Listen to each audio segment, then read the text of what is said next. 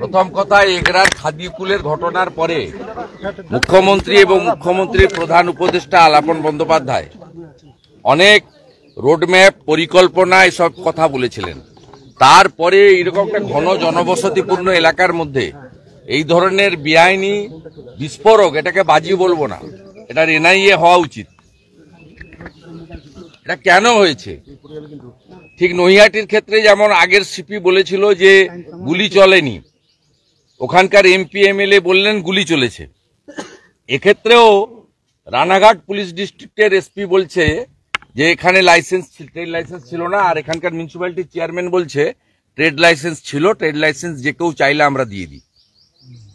এইরকম একটা জায়গায় যেখানে কত ডেন্সিটিটা দেখুন, একটা থিকলি পপুলেটেড জোন, চারিদিকে পাকা বাড়ি, এত ক্যাজুয়ালিটি কম হয়েছে, আমরা ঈশ্বরকে ধন্যবাদ জানাবো। তবুও 4টে প্রাণ গেছে, আরো একজন মৃত্যুর সঙ্গে পাঞ্জা লড়ছে। ভয়ঙ্কর অবস্থা। এবং কমপ্লিটলি কল্যাণী মিউনিসিপ্যালিটি, পুলিশ এবং রাজ্য সরকার এর জন্য দায়ী। এবং আমাদের স্থানীয় বিধায়ক অ্যাডভোকেট অম্বিকা রায় বিষয়টা দেখছেন। পুলিশ যদি সদর্থক ভূমিকা গ্রহণ না করে, নিশ্চিতভাবে নিরপেক্ষ এজেন্সির হাতে যাতে তদন্ত যায় তার জন্য উদ্যোগ আমরা নেব, দরকার হলে লিগ্যাল ব্যাটেলে করব। এই ঘটনা ঘটার পর এলাকার বহু বাজি মজুত রয়েছে, শব্দ দূষণ, বেআইনি বাজি, যা সংবাদ মাধ্যম, সেটা খোঁজার দায়িত্ব কার? সংবাদ মাধ্যম খুঁজে বের করলো, প্রশাসন তারপর তৎপর হলো। দায়িত্বটা কার? দায়িত্বটা হচ্ছে সরকারের। এর জন্যই ভিলেজ পুলিশ, সিভিক ভলেন্টিয়ার, কত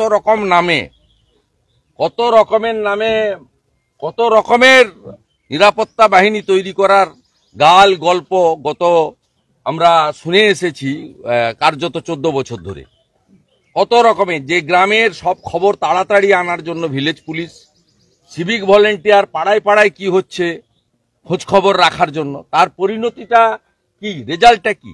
এত ননস্টপ এগরার খাদিকুল থেকে মাঝখানে আমডাঙ্গা, বজবজ,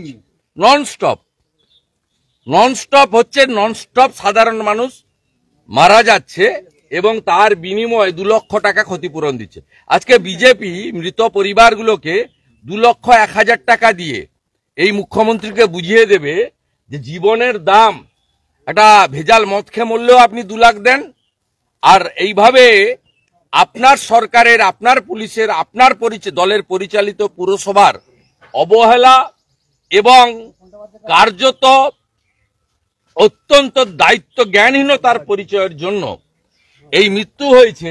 যেখানে আপনার অন্তত 50 লক্ষ টাকা করে ক্ষতিপূরণ দিয়ে এখানে পৌরসভার চেয়ারম্যানকে আর পুলিশকে দাঁড় করিয়ে পানিশমেন্ট দেওয়া উচিত ছিল, সেটা না করে আপনি 2 লক্ষ টাকার চেক দিয়েছেন।